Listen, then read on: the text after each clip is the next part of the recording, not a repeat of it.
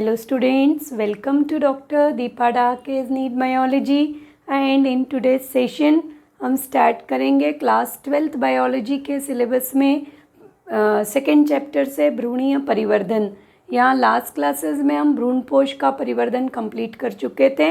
Last week में because of some unavoidable causes regular videos upload नहीं हो पाए थे, उसके लिए एक्सट्रीमली सॉरी। और अब इस सेशन से and from this week regular videos अपने सीरीज़ में अगेन अपलोड होंगे। तो हम यहाँ पे देखिए, जब हम भ्रूणीय परिवर्धन पढ़ना प्रारंभ करते हैं तो भ्रूणीय परिवर्धन में आप पढ़ रहे हैं कि जो जाइगोट है, जाइगोट समसूत्री विभाजन के द्वारा द्विगुणित भ्रूण में परिवर्तित होता है। जब आप भ्रूणीय परिवर्धन पढ़ते हैं तो आवृत्तबीजी पौधों में याद रखिए द्विबीजपत्रीय एवं एकबीजपत्रीय दो प्रकार के पुष्पीय पौधे उपस्थित होते हैं और इन दोनों ही पौधों के भ्रूण की संरचना में कुछ महत्वपूर्ण अंतर होते हैं और उन अंतरों के परिणाम स्वरूप भ्रूणीय परिवर्धन की प्रक्रिया द्विबीजपत्रीय एवं एकबीजपत्रीय पौधों में भिन्न भिन्न रूप से पाई जाती है।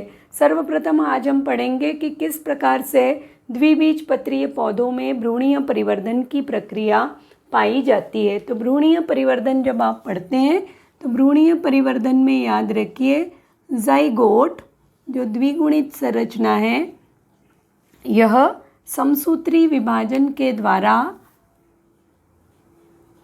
विभाजन के प्रकार बार बार बता रहे हैं ऑब्जेक्टिव के लिए याद रखिए, समसूत्री विभाजन के द्वारा यह जाइगोट द्विगुणित संरचना भ्रूण में परिवर्तित होता है और भ्रूण के निर्माण की प्रक्रिया को हम एम्ब्रियोजेनेसिस या भ्रूणीय परिवर्धन की घटनाएं पढ़ते हैं।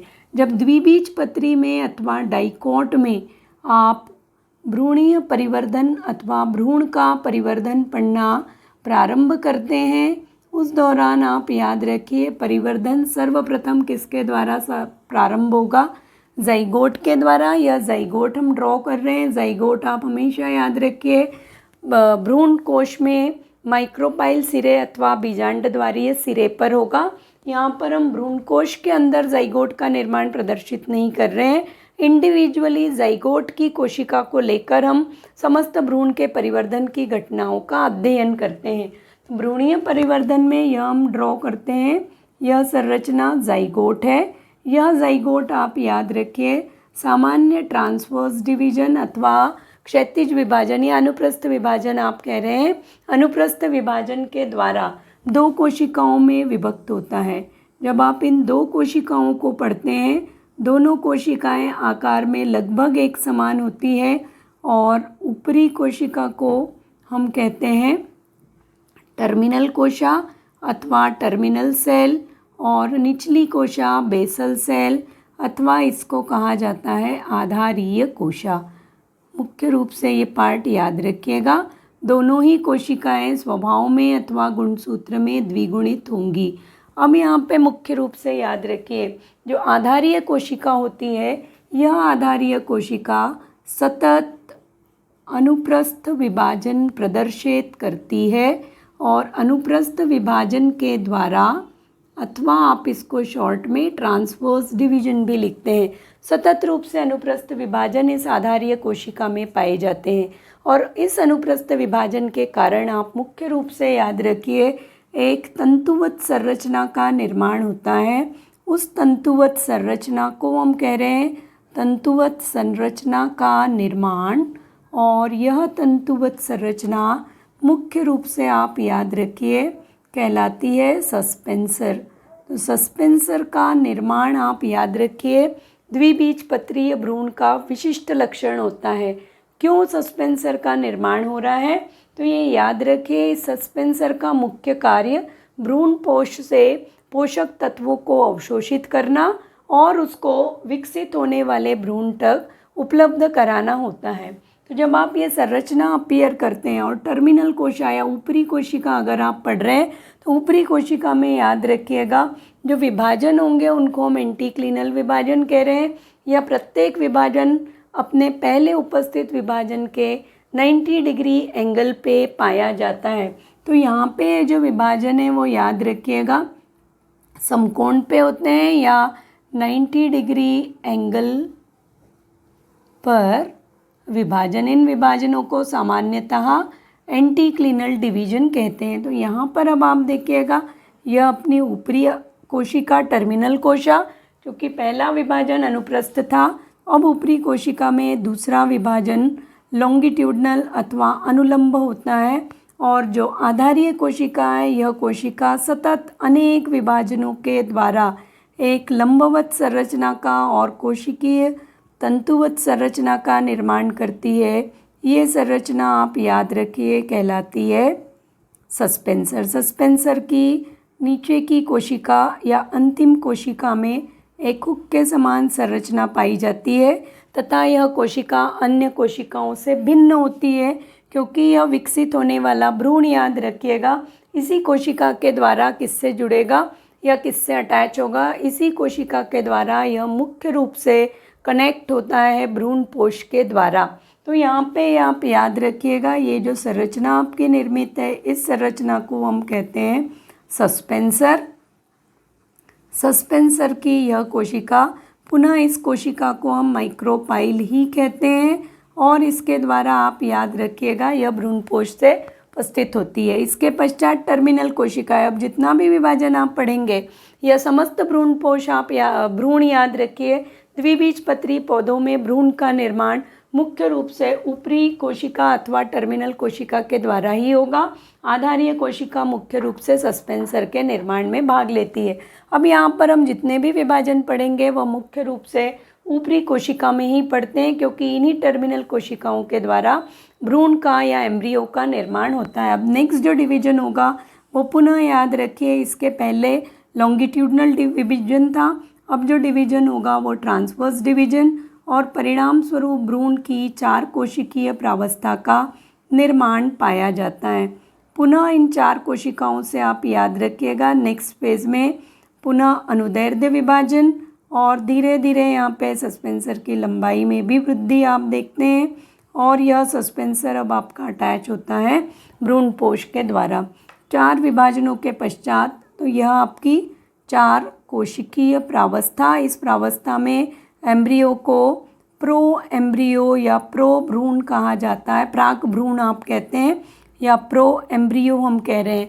प्राक भ्रूण इसलिए कहा जाता है क्योंकि पोषक पदार्थों के लिए यह भ्रूण अभी भ्रूणपोष के ऊपर निर्भर होता है। जब प्राक भ्रूण स्वयं ही अपना पोषण प्राप्त करना प्रारंभ करते हैं तब हम उनको भ्रूण अथवा एम्ब्रियो कहते हैं।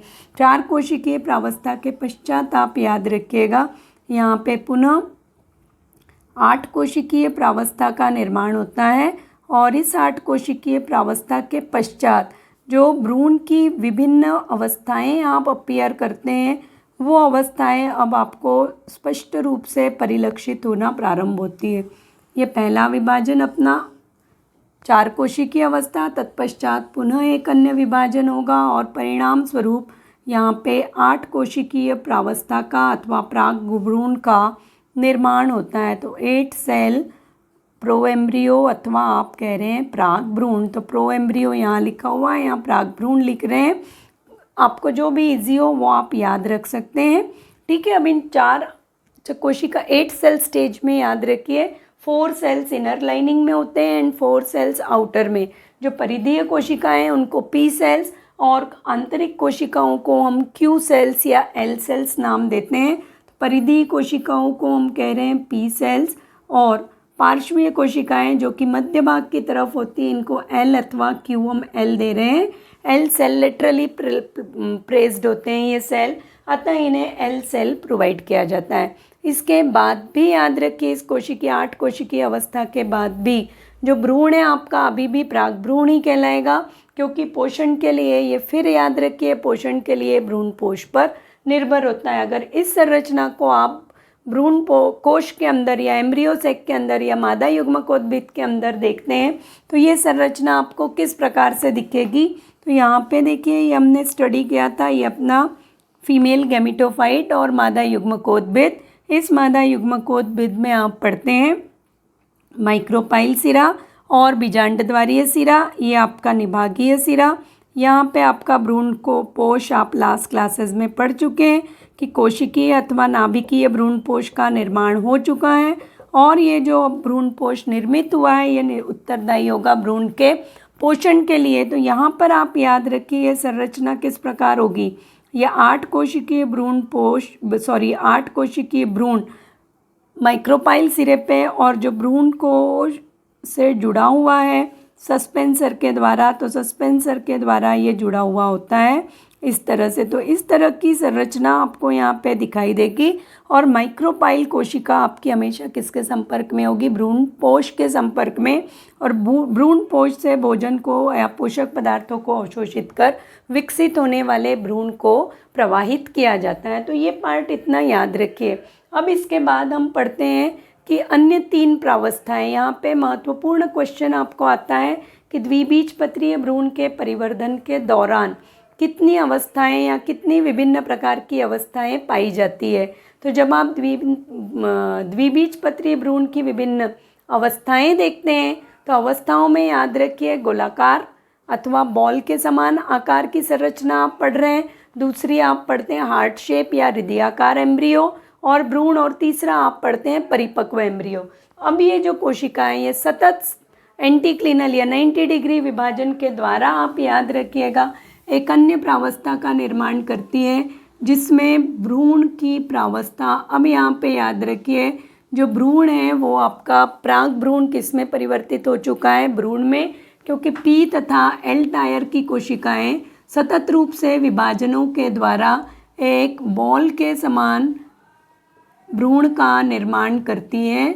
और इस भ्रूण में आप याद रखिएगा बॉल के समान प्रावस्था। और जैसा कि आप अब जानते हैं कि यह भ्रूण पोषण में स्वयं के ऊपर निर्भर है, अतः इस भ्रूण में सस्पेंसर की लंबाई धीरे धीरे आप याद रखिए कम होना प्रारंभ होती है। और इसे अब हम ह्रासित सस्पेंसर या रूडिमेंट्री सस्पेंसर अवशेष के रूप में अब ये सस्पेंसर धीरे धीरे बचा रहता है। और समस्त भ्रूण यहाँ पे कुछ ही भाग में हम कोशिकाओं का निर्माण प्रदर्शित करते हैं, क्योंकि अब समस्त भ्रूण आप याद रखिए अनेक कोशिकाओं से निर्मित प्रावस्था का निर्माण करता है। भ्रूण की यह प्रावस्था आप याद रखिए कहलाती है आपकी globular embryo. Globular embryo means जो एम्ब्रियो है वो किसके समान हो गया है आपका, यह एम्ब्रियो बॉल के समान संरचना प्रदर्शित करता है। इसके पश्चात आप पुनः याद रखिए ये जो बाह्य कोशिकाएं यह पी सेल्स हैं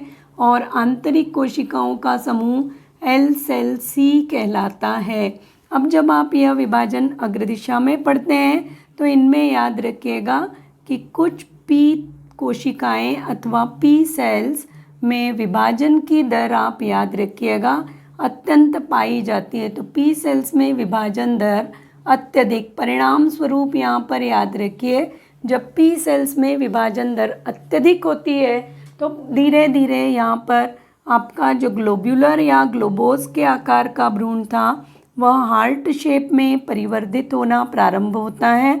और अब आप एनसीईआरटी में भी ध्यान से पढ़िए सस्पेंसर की लंबाई अत्यंत ही कम आपको मिलेंगी, केवल कुछ कोशिकाएं ही आपको सस्पेंसर में परिलक्षित होती है।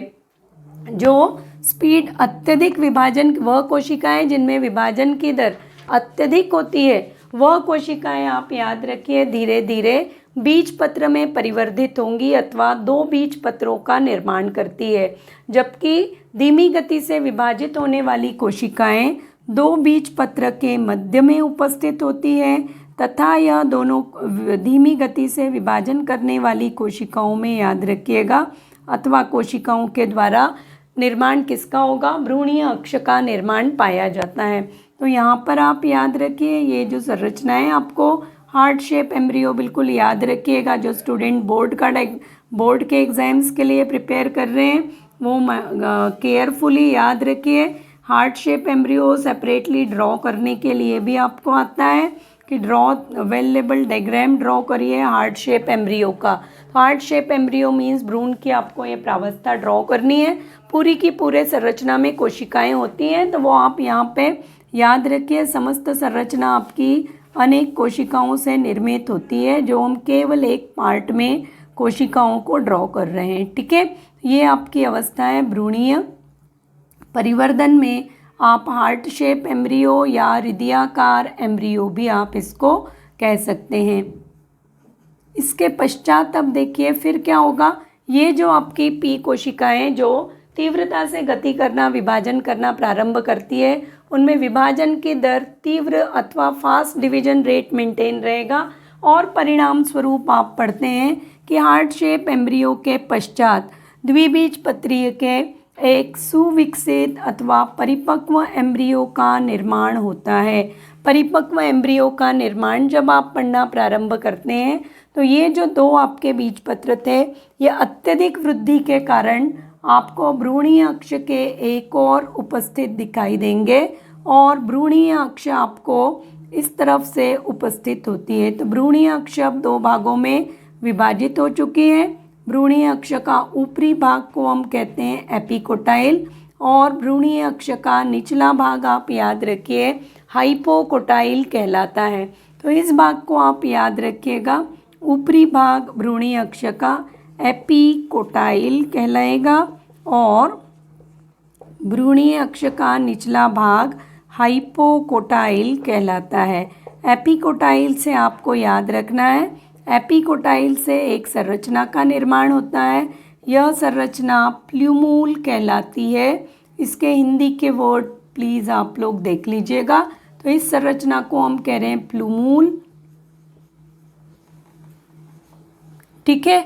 और यह जो प्ल्यूमूल संरचना है, यह संरचना दो बीज पत्रों के मध्य उपस्थित होती है। तो भ्रूण में स्पष्ट रूप से दो बीज पत्र आपको परिलक्षित होते हैं, अतः इसे हम कह रहे हैं द्विबीजपत्रीय। पौधों के उस वर्ग को हम कहते हैं द्विबीजपत्रीय। एपिकोटाइल से याद रखिए प्ल्यूमूल या प्रांकुर कहते हैं आप, तो प्ल्यूमूल अथवा प्रांकुर का निर्माण होगा और प्रांकुर से आप याद रखिए किसका निर्माण होगा, शैशव तनी का निर्माण होता है। जब हाइपोकोटाइल पढ़ते हैं तो हाइपोकोटाइल के सिरे पर आप याद रखिए हाइपोकोटाइल से मूलांकुर अथवा रेडिकल का निर्माण होता है और यह रेडिकल अथवा मूलांकुर मूलगोप अथवा रूट कैप से सुरक्षित होता है और धीरे धीरे अब आपको इस विकसित अथवा परिपक्व द्विबीजपत्रीय भ्रूण में जो सस्पेंसर था यह पूर्ण रूप से अनुपस्थित होगा, क्योंकि अब इसके ऊपर इसकी निर्भरता जो है वो समाप्त हो चुकी होती है। तो ये पार्ट इतना याद रखिए। अगेन बोर्ड के लिए फिर कहेंगे जो स्टूडेंट्स प्रिपेयर कर रहे हैं वो आप ये तीन अवस्थाएं बिल्कुल याद रखिए। 1 मार्क्स के क्वेश्चन में आया हुआ है कि कितनी प्रावस्थाएं विशिष्ट रूप से होती है। तो 3 प्रावस्थाएं, ग्लोब्यूलर एम्ब्रियो है, एक हार्ट शेप एम्ब्रियो है और एक परिपक्व एम्ब्रियो है, ठीक है। विभाजनों का प्रकार आप ऑब्जेक्टिव के लिए याद रखिए कि किस तरह से विभाजन द्विबीजपत्रीय पौधों में भ्रूणीय परिवर्धन के समय किन कोशिकाओं में किस प्रकार के विभाजन पाए जाते हैं और इस प्रकार यहाँ पे द्विबीजपत्रीय के विभाजन की प्रक्रिया पूर्ण होती है।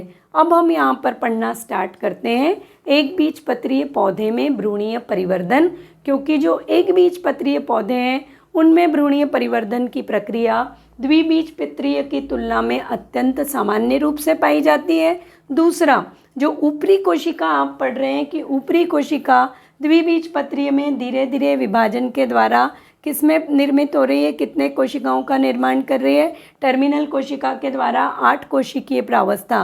तो टर्मिनल कोशिका के द्वारा 8 कोशिकीय प्रावस्था तक भ्रूणीय परिवर्धन की अवस्थाएं पूर्ण रूप से सामान्य होती। अब हम मोनोकॉट अथवा एक बीजपत्रीय पौधों में भ्रूणीय परिवर्धन प्रारंभ करते हैं। जब एक बीजपत्रीय पौधे में हम भ्रूणीय परिवर्धन प्रारंभ करते हैं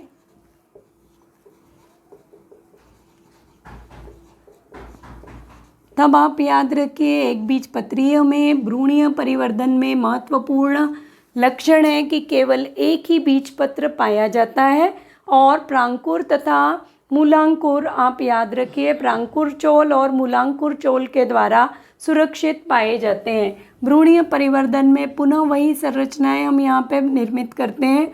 जाइगोट आपका है और यह जाइगोट याद रखिए द्विगुणित संरचना।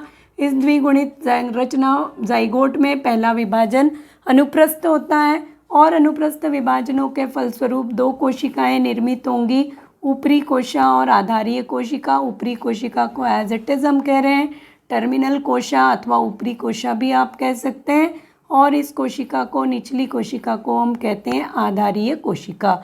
मुख्य अंतर अब आप देखिए, द्विबीजपत्रीय में आधारीय कोशिका से सस्पेंसर का निर्माण हो रहा था, परंतु आप यहाँ पे याद रखिए यह आधारीय कोशिका केवल आकार में परिवर्तित होती है, तो केवल आकार में वृद्धि करेगी और वृद्धि करके अत्यंत मात्रा में भोज्य पदार्थों को संचित करेगी और वृद्धि करके एक कोशिकीय हॉस्टोरियम में परिवर्धित होती है। तो यहाँ पर सस्पेंसर अनुपस्थित है, एक कोशिकीय हॉस्टोरियम आप कह रहे हैं, हॉस्टोरियम में परिवर्धित होती है।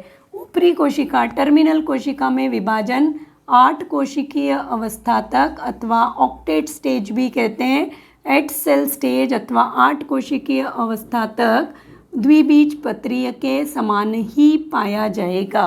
तो ये मुख्य रूप से याद रखिए। तो अब यहाँ पर अगर आप पढ़ते हैं तो टर्मिनल कोशिका, ऊपरी कोशिका में विभाजन कैसे होगा आपका? लंबवत विभाजन। लंबवत विभाजन के कारण एक कोशिका से 2 कोशिकाएं निर्मित हुई और यहाँ पर ये जो आपकी आधारीय कोशिका है ये आकार में धीरे धीरे वृद्धि करना प्रारंभ करती है। 2 कोशिकीय प्रावस्था इसके पश्चात आपकी निर्मित होती है। 4 कोशिकीय प्रावस्था आधारीय कोशिका का आकार और अधिक इंक्रीज होता है और इस कोशिका को हम कह रहे हैं सिंगल सेल हॉस्टोरियम, जो कि पोषक तत्वों से युक्त संरचना होती है। यहाँ पे अब आपकी ये 4 कोशिकाएं निर्मित होती हैं। यह कोशिकाएं पुनः अन्य 90 डिग्री के विभाजन के द्वारा विभाजन करती है और अब ये 8 कोशिकीय प्रावस्था का निर्माण करती है।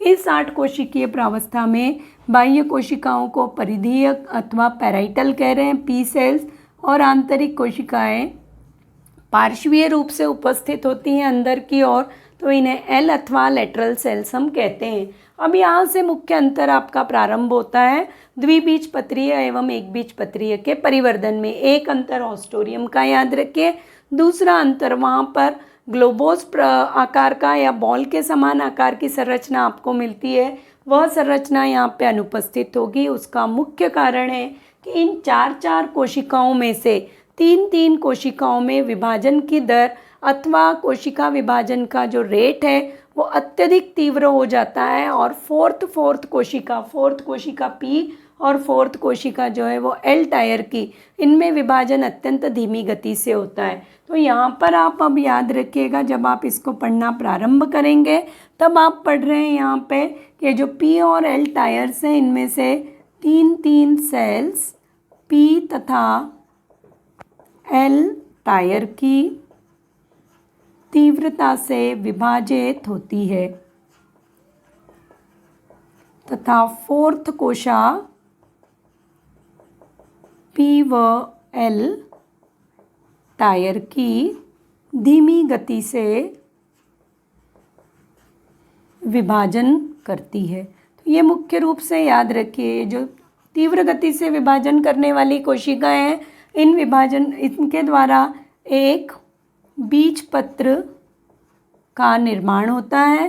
धीमी गति से विभाजन करने वाली कोशिकाओं के द्वारा पुनः भ्रूणीय अक्ष का निर्माण पाया जाता है।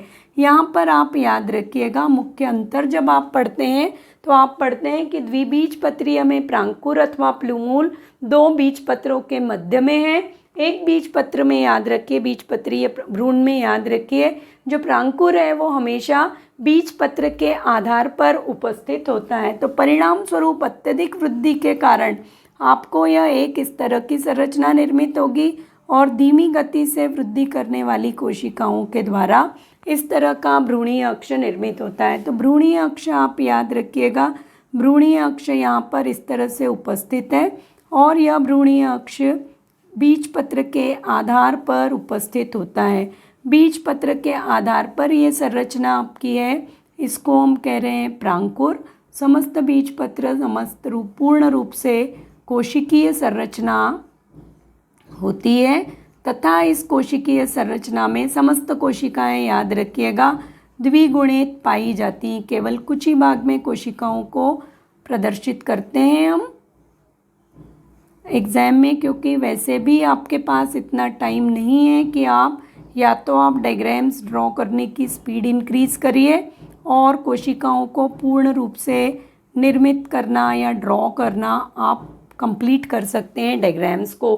तो ये पार्ट याद रखिए प्रांकुर, ये आपका है एक बीजपत्र, और ये बीजपत्र आप याद रखिए कहाँ पर उपस्थित है, अग्रस्त रूप में उपस्थित है। तो एक सिंगल टर्मिनल कोटिलिडन या एक अग्रस्त बीजपत्र प्रांकुर। यहाँ पर ये भ्रूणीय अक्ष, यहाँ पर आप भ्रूणीय अक्ष का निचला सिरा फिर क्या कहलाएगा आपका हाइपोकोटाइल, या हाइपोकोटाइल से निर्माण होगा आपका मूलांकुर का, और मूलांकुर के चारों तरफ जो ऑस्टोरियम, धीरे धीरे ये ऑस्टोरियम जब आवश्यकता निर्भरता इस भ्रूण की ऑस्टोरियम पे ख़त्म होती है तो ऑस्टोरियम आकार में धीरे धीरे छोटा होने लगता है और भविष्य में यही ऑस्टोरियम मूलांकुर चोल का निर्माण करता है। तो मूलांकुर चोल या इसी को हम कह रहे हैं कोलियोराइजा। तो कोलियोराइजा अथवा मूलांकुर चोल का निर्माण। सेम प्रांकुर भी आप याद रखिएगा, प्रांकुर के चारों तरफ प्रांकुर चोल अथवा कोलियोप्टाइल उपस्थित होता है। तो प्रांकुर चोल अथवा आप याद रखिएगा कोलियोप्टाइल का मुख्य कार्य प्रांकुर को बाह्य आघातों से सुरक्षा प्रदान करना होता है। तो यह संरचना अगर आप देखेंगे तो यह एक सामान्य एक बीजपत्रीय पौधे का भ्रूण होता है। अगर आप ग्रासेस में या घास कुल में भ्रूण की संरचना पढ़ते हैं तो बिल्कुल आप याद रखिए जो घास कुल में पौधे हैं उन पौधों में बीजपत्र, जो एक बीजपत्र है, ये शील्ड के आकार का होता है और उस शील्ड के आकार के एक बीजपत्र को हम मुख्य रूप से स्क्यूटेलम कहते हैं। तो ये इतना अंतर याद रखिए, अंतर के आधार पर यह आपका एक बीजपत्रीय पौधों का भ्रूण है। और अगर आप द्विबीजपत्रीय की संरचना आपने अभी देखी थी तो यह संरचना आप रिकॉल कर सकते हैं। द्विबीजपत्रीय पौधे के भ्रूण की दो बीजपत्र उपस्थित हैं। यहाँ पर आप प्रांकुर पढ़ रहे हैं, प्रांकुर आप याद रखिए दोनों बीजपत्रों के मध्य में है। यहाँ पे प्रांकुर बीजपत्र के आधार पर है। यहाँ पर रूट कैप और रेडिकल आपका प्रेजेंट है। रेडिकल के चारों तरफ या रूट आपका जो मूलांकुर है इसके चारों तरफ मूलगोप प्रदेश आप प्रदर्शित करते हैं। यहाँ पर मूलगोप के साथ साथ आपको क्या मिलेगा, मूलांकुर चोल भी उपस्थित होता है। तो ये मुख्य रूप से कुछ अंतर है वो आपको याद रखने द्विबीजपत्रीय और एक बीजपत्रीय भ्रूण के परिवर्धन में। इसके साथ अपना आज का जो टॉपिक था भ्रूणीय परिवर्धन आवृत्तबीजी पौधों में वो कंप्लीट होता है। नेक्स्ट सेशन में हमको छोटी छोटी प्रक्रियाओं को पढ़ना है और उसके साथ ये चैप्टर अपना कंप्लीट होगा। ठीक है, नेक्स्ट सेशन तक सभी स्टूडेंट्स चैनल के साथ कनेक्ट रहेंगे। जितने भी टॉपिक्स कंप्लीट हो गए हैं उनको एक बार प्रॉपरली रीड करिए एनसीईआरटी से। किसी भी पार्ट में अगर आपको डिफ़िकल्टी या डाउट आ रहे हैं तो आप फ्रीली वो डाउट्स एंड डिफ़िकल्टीज पूछ सकते हैं। नए स्टूडेंट्स से फिर कहूँगी कि kindly subscribe my channel, like my video, share my videos और नेक्स्ट सेशन तक मोटिवेट रहिए और हार्ड वर्क करिए।